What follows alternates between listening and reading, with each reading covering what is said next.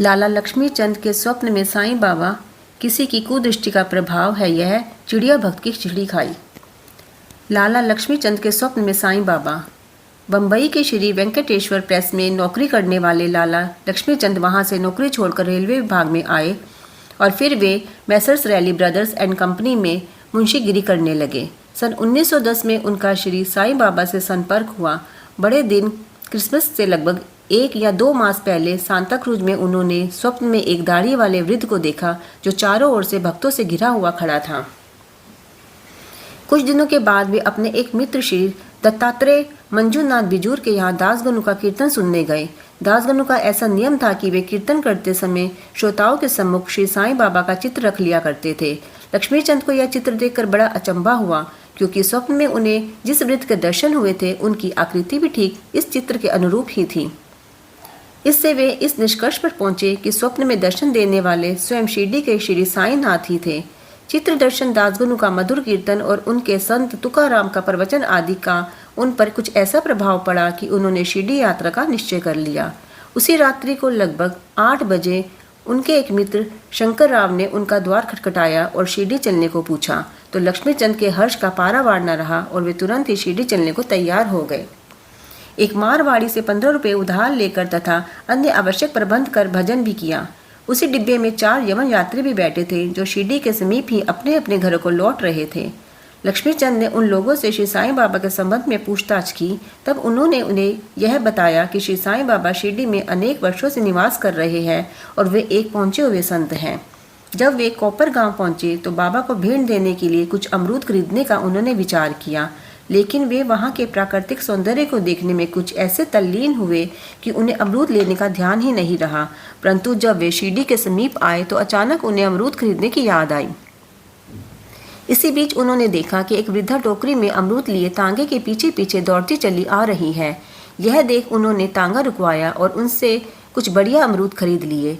तब वह वृद्ध उनसे कहने लगी कि कृपा करके शेष अमरूद भी मेरी ओर से बाबा को भेंट कर देना। यह सुनकर तक्षण ही उन्हें विचार आया कि मैंने अमरूद खरीदने की जो इच्छा पहले की थी और जिसे मैं भूल गया था, उसी की यह वृद्धा ने पुनः याद दिला दी। श्री साईं बाबा के प्रति उनकी भक्ति देख वे दोनों बड़े चकित हुए। लक्ष्मी चंद ने यह सोचकर कि हो सकता है कि स्वप्न में जिस वृद्ध के दर्शन मैंने किए थे उनकी ही कोई रिश्तेदार हो, वे आगे बढ़े। शिरडी के समीप पहुंचने पर उन्हें दूर से ही मस्जिद में फहराती ध्वजाएं दिखाई दी, जिन्हें देख प्रणाम कर अपने हाथ में पूजन सामग्री लेकर वे मस्जिद पहुंचे और बाबा का यथाविधि पूजन कर वे द्रवित हो गए।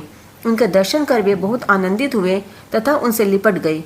बाबा ने उनसे कहा, साले रास्ते में भजन करते और दूसरे आदमी से पूछते हो, दूसरे से क्या पूछना, सब कुछ अपनी आंखों से देखना, काहे को दूसरे आदमी से पूछना, सपना क्या झूठा है या सच्चा, कर लो अपना विचार।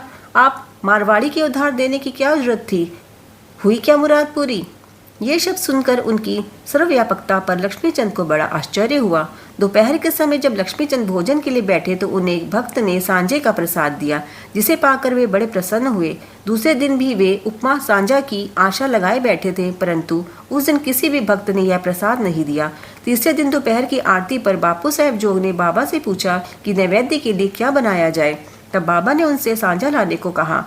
भक्तगण 2 बड़े बर्तनों में सांझा भर कर ले आए। लक्ष्मीचंद को भूख भी अधिक लगी थी, साथ ही उनकी पीठ में दर्द भी था। बाबा ने लक्ष्मीचंद से कहा कि तुमको भूख लगी है, अच्छा हुआ, कमर में दर्द भी है, लो अब सांझे को ही सेवन करो। किसी की कुदृष्टि का प्रभाव है यह। लक्ष्मीचंद शिरडी में ही थे तब एक बार उनको चावड़ी का जुलूस देखने का सौभाग्य प्राप्त हो गया। उस दिन बाबा कफ से अधिक पीड़ित थे। उन्हें विचार आया कि इस कफ का कारण शायद किसी की नज़र लगी हो। दूसरे दिन प्रातःकाल जब बाबा मस्जिद को गए तो श्यामा से कहने लगे, कल जो मुझे कफ से पीड़ा हो रही थी उसका मुख्य कारण किसी की कुदृष्टि ही है। मुझे तो ऐसा प्रतीत होता है किसी की नज़र लग गई है, इसलिए यह पीड़ा मुझे हुई है। लक्ष्मीचंद के मन में जो विचार उठ रहे थे वही बाबा ने भी कह दिए। बाबा की सर्वज्ञता की अनेक प्रमाण तथा भक्तों के प्रति उनका स्नेह देखकर लक्ष्मीचंद बाबा के चरणों में गिरकर कहने लगे, आपके प्रिय दर्शन से मेरे चित्त को बड़ी प्रसन्नता हुई है। मेरा मन रूपी भ्रमर आपके चरण कमल और भजनों में ही लगा रहे। आपके अतिरिक्त भी अन्य कोई ईश्वर है इसका मुझे ज्ञान नहीं। आपके भव भयनाशक चरणों का स्मरण करते हुए मेरा जीवन आनंद से व्यतीत हो जाए, ऐसी मेरी आपसे विनम्र प्रार्थना है। बाबा से आशीर्वाद तथा उदी लेकर वे मित्र के साथ प्रसन्नता और संतुष्ट होकर मार्ग में उनकी कीर्ति का गुणगान करते हुए घर वापस लौट आए और सदैव उनके अनन्य भक्त बने रहे। चिड़िया भक्त की खिचड़ी खाई। एक दिन बुरहानपुर की एक महिला जिसका नाम चिड़िया था ने स्वप्न में देखा कि श्री साईं बाबा उनके द्वार पर खड़े भोजन के लिए खिचड़ी मांग रहे हैं। उसने उठकर देखा तो द्वार पर कोई नहीं था। फिर भी वह प्रसन्न हुई और उसने यह स्वप्न अपने पति तथा अन्य लोगों को सुनाया। उसका पति डाक विभाग में नौकरी करता था। वे दोनों ही बड़े धार्मिक थे। जब उनका स्थानांतरण अकोला में हुआ तो दोनों ने शिरडी जाने का भी निश्चय किया। एक दिन गोमती तीर्थ होकर वे शिरडी पहुंचे तथा वहां 2 माह तक ठहरे। प्रतिदिन वे मस्जिद जाते और बाबा का पूजन कर आनंद से अपना समय व्यतीत करते थे। यद्यपि दंपति नैवेद्य भेंट करने को ही आए थे, परंतु किसी कारणवश उन्हें 14 दिनों तक ऐसा संयोग प्राप्त न हो सका। चिड़िया भक्त अब अधिक विलंब न करना चाहती थी, इसलिए जब 15वें दिन दोपहर के समय वे खिचड़ी लेकर मस्जिद में पहुंची तो उसने देखा कि बाबा अन्य लोगों के साथ भोजन करने बैठ चुके थे।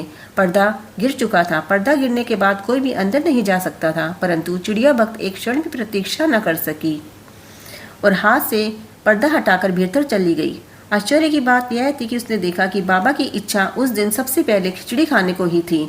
जब वह थाली लेकर भीतर गई तो बाबा को बड़ा हर्ष हुआ और वे उसी में से खिचड़ी खाने लगे।